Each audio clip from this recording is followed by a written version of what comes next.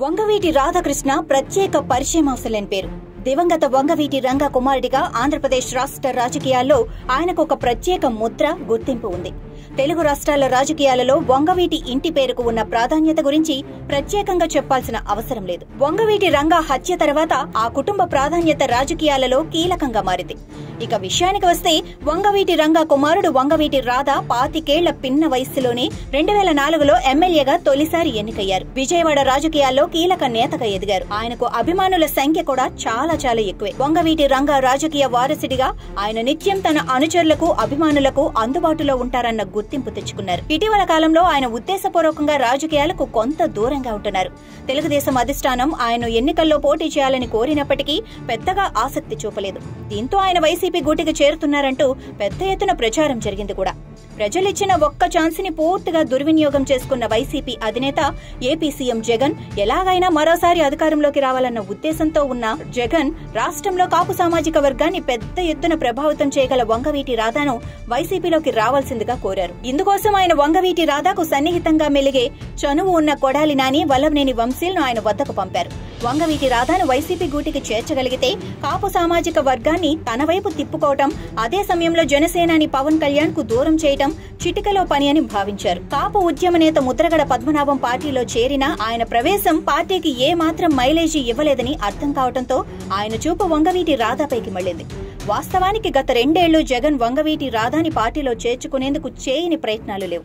తెలుగుదేశం పార్టీలో ఉన్నప్పటికీ రాధా ఎలాంటి పదవులు ఆశించలేదు. అయితే వంగవీటి రాధా తెలుగుదేశంలో అసంతృప్తితోనే కొనసాగుతున్నారని భావించిన జగన్ రాధా వైసీపీలోకి వస్తే ఆయనకు విజయవాడ సెంట్రల్ స్థానాన్ని కేటాయిస్తామని ఆఫర్ ఇచ్చారు.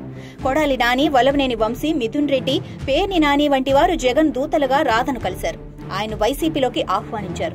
రాధాతో వైసీపీ నేతలు ఎంతగా అంటకాగి తిరిగారు అంటే తాము రాధాకు దగ్గరగా మెలిగితే ఆయన వైసీపీ గూటికి చేరుతారన్న సంకేతం ఆయన అనుచరులకు వెళుతుందని, అదేవిధంగా తెలుగుదేశం ఆయన దూరం పెడుతుందన్న దురాలోచనతో రాధా తన తండ్రి రంగా వర్ధంతిని పురస్కరించుకుని పిండ ప్రదానం చేసేందుకు కాశీ వెళితే ఆయన వెంట కొడాలి నాని వెళ్లారు. ఎన్ని ప్రయత్నాలు చేసినా వంగవీటి రాధా జగన్ పార్టీలో చేరేందుకు సుముఖత వ్యక్తం చేయలేదు. తనకు పార్టీ మారాల్సిన అవసరం లేదని కుండబద్దలు కొట్టేశారు. అంతేకాకుండా విజయవాడ వైసీపీ ఇన్ఛార్జ్ బొప్పన భవకుమార్ ను తెలుగుదేశంలోకి రావాల్సిందిగా ఆహ్వానించి వంగవీటి రాధా జగన్ కు భారీ షాక్ ఇచ్చారు. తద్వారా తాను పార్టీ మారే ప్రసక్తే లేదని కుండబద్దలు కొట్టేశారు.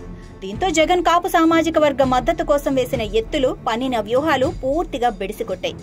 అయితే వంగవీటి రాధా తెలుగుదేశం కార్యక్రమాలలో పెద్దగా చురుగ్గా పాల్గొనటం లేదన్నది వాస్తవం. అలాగే ఆయన తెలుగుదేశం అభ్యర్థిగా పోటీ చేయాలని హైకమాండ్ స్వయంగా కోరినా సున్నితంగా తిరస్కరించారని చెబుతారు.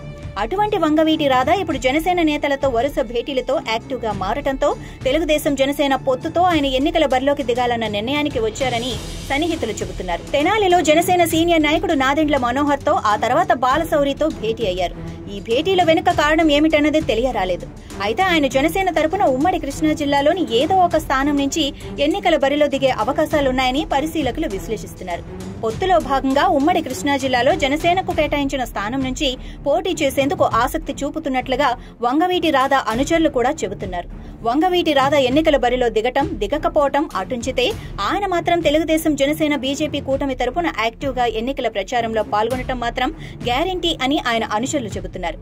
గత ఎన్నికలకు ముందు తెలుగుదేశంలో చేరిన రాధా ఆ ఎన్నికలలో పోటీ చేయలేనని, అయితే తెలుగుదేశం తరపున విస్తృతంగా ప్రచారం చేస్తారని వారి సందర్భంగా గుర్తు చేస్తున్నారు.